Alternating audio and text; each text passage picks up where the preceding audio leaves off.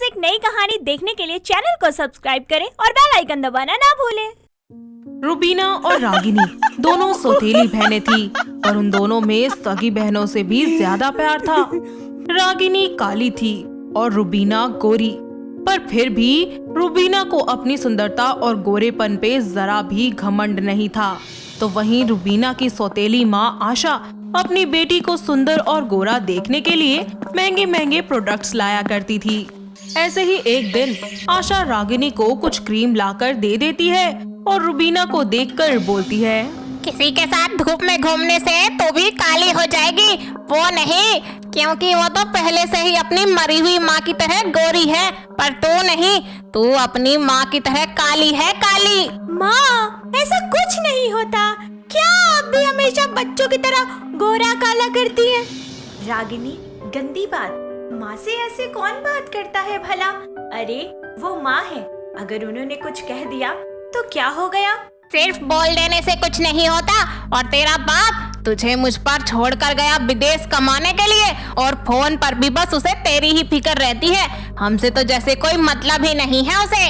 आशा रुबीना को खरी खोटी सुनाकर वहाँ से चली जाती है और बेचारी रुबीना की आंखों में आंसू भर जाते हैं, जिन्हें देखकर रागिनी बोलती है, दीदी तू रो मत, माँ तो बस ऐसे ही बोलती रहती है, चलो ना हम दोनों बाजार चलते हैं। रागिनी, अभी नहीं, अभी बाहर बहुत धूप है और माँ अभी अभी कुछ बोल के गई है ना।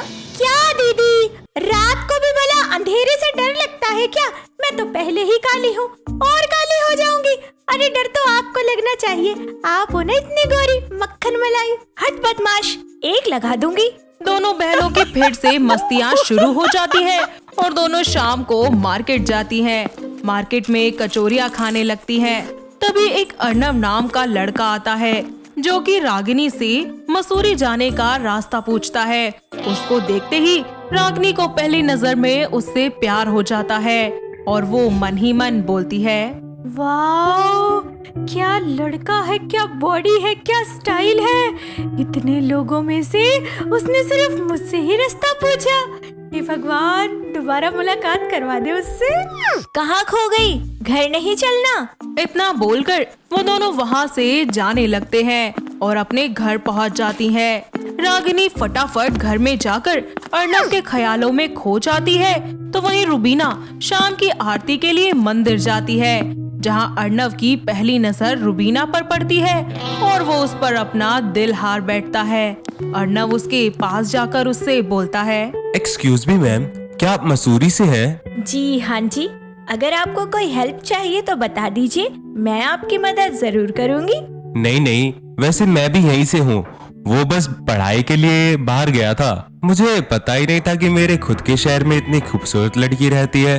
अगर पता होता तो कभी बाहर जाता ही नहीं। जी शुक्रिया, अब मैं आरती कर लूं? रुबीना शाम की आरती करके घर चली जाती है और अगले दिन रागिनी की एक बार फिर से कॉलेज के बाहर अर्नव से मुलाकात होती है और इस बार उन दोनों की बहुत ही अच्छी दोस्ती हो जाती है। तो वहीं अर्नव रोज शाम को आरती लेने के लिए मंदिर पहुंच जाया करता ताकि वो रुबीना से मिल सके, उसे देख सके। देखते ही देखते रागिनी अर्नव से प्यार करने लगती है और अर्नव उसे अपना बहुत ही अच्छा दोस्त बना लेता है। तो वहीं रुबीना और अर्नव भी एक दूसरे के काफी ज्यादा क्लोज आ जाते हैं और एक दूसरे से प्यार भी करने लगते हैं। ऐसे ही एक दिन अर्नव रुबीना से बोलता है, रुबीना, मैं बहुत जल्द घर में सबको हमारे बारे में बता दूंगा और तुम्हारे घर आकर तुम्हारी माँ से तुम्हारा हाथ मांगूंगा। जी, मुझे आप पर पूरा भरोसा है और उस दिन का बेसब्री से इंतजार करूंगी। अर्नव उसका माथा चूमता है और दोनों अपने अपने घर चले जाते हैं, जहाँ रागिनी बहुत ही खुश होती है और उसको ऐसे खुश देखकर रुबीना कहती है, क्या बात है रागिनी, मैं आजकल देख रही हूँ तू बड़ी बदली बदली सी है। क्या चल रहा है तेरे दिल दिमाग में? अपनी बड़ी दीदी को भी नहीं बताएगी? ऐसा कुछ नहीं है दीदी, बस ऐसे ही कुछ तो है। अब तो बता भी दे, कितना छुपाएगी मुझसे? दीदी, मुझे प्यार हो गया है और किसी से नहीं, अर्नव से। अर्नव का नाम सुनते ही रुबीना को जोर का झटका लगता है और वो रागिनी से कहती है, अर्नव से रागिनी, क्या वो तुमसे प्यार करता है? मुझे तो दीदी उससे पहली नजर में ही प्यार हो गया था, पर अर्नव को कभी मुझसे प्यार होगा भी या नहीं, क्या पता वो पहले से ही किसी और को पसंद करता हो। ये सब कुछ आशा सुन लेती है और रागिनी से अर्नव के बारे में सब पूछती है।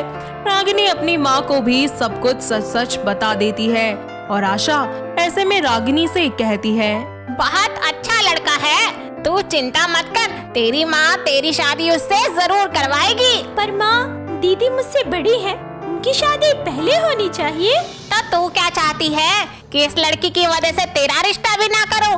इसकी माँ छोड़कर ही क्या गई है इसके लिए, जब मैं तुझ पर खर्चा ना करके इसको पालूं? माँ, आप कभी दीदी से प्यार के तो मीठे बोल नहीं बोल सकती क्या? इतना बोल रागिनी गुस्से में वहाँ से चली जाती है और अपनी बहन की खुशी के लिए रुबीना अर्नव को सारा सच बता देती है।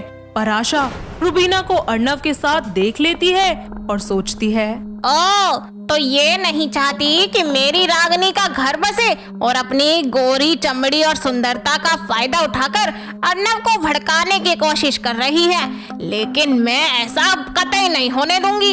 इतना सोचकर आशा दूर से उन दोनों की फोटोज क्लिक कर लेती है और रागिनी को रुबीना के खिलाफ भड़काते हुए बोलती है, ये देख तेरी बहन की करतूत, इस लड़की के लिए तू हमेशा अपनी माँ से लड़ती थी ना, आज देख दिखा दिया ना उसने अपना सौतेलापन, तुझसे तेरा प्यार दूर करना चाहती है, वो किसी की सगी नहीं है। रागिनी भी अपनी माँ के भड़कावे में आ जाती है और रुबीना से नफरत करने लगती है, उसके साथ दुश्मनों से भी ज्यादा बुरा व्यवहार करती है। रुबीना को रागिनी की नाराजगी कुछ समझ नहीं आती। तो वहीं कुछ ही दिनों बाद अर्नव अपनी माँ मंगला के साथ हाथों में शगुन की थाल लिए आशा के घर आता है, जहाँ रागिनी और आशा को ये लगता है कि अर्नव रुबीना के लिए रिश्ता लेकर आया है और रागिनी गुस्से में बोलती है, ओह, तो अपनी माशुका के बिना रहा नहीं गया, आ गए फिर से रिश्ता लेकर। रागिनी, ये सब क्या बोल रही हो? अर्नव यहाँ तुम्हारे लिए आया है। बस रुबीना, बहुत दुख झेल लिया और तुमने मुझे अपनी प्यारी बहन से शादी करने के लिए राजी किया, जो तुम्हें कुछ नहीं समझती। हाँ, उस दिन रुबीना आई थी मेरे पास, पर खुद के रिश्ते के लिए नहीं, उसने मुझे तुमसे शादी करने के लिए तैयार किया, जबकि हम दोनों एक दूसरे से बेपनाह मोहब्बत करते हैं। पर जब उसको पता चला कि तुम मुझे पसंद करती हो, उसने अपने प्यार की कुर्बानी दे दी। मुझे माफ कर दो दीदी, जाने अनजाने मुझसे बहुत बड़ी गलती हो गई। मैं आपको और आपके प्यार को नहीं समझ पाई और आपकी बात भी नहीं सुनी। आई एम सॉरी दीदी। सबसे बड़ी गलती तो मुझसे हुई है, इस नफरत ने पता नहीं मुझसे क्या क्या करवा दिया। मेरे को खुद नहीं पता कि मैं अपनी बच्ची की कब दुश्मन बन गई।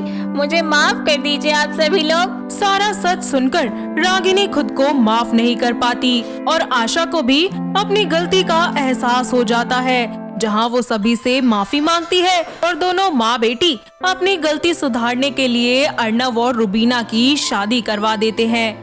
कुछ ही दिनों बाद रागिनी की भी शादी अमर नाम के एक बहुत ही अच्छे से लड़के से हो जाती है, जिसके बाद सभी लोग एक साथ घर में खुशी खुशी रहने लगते हैं। तो दोस्तों, कैसी लगी आपको हमारी ये सौतेली माँ की काली बेटी की कहानी? क्या आपके घर के आसपास भी है कोई ऐसी लड़की? अगर हाँ, तो उसे ये वीडियो दिखाइए और हमें कमेंट करके बताइए।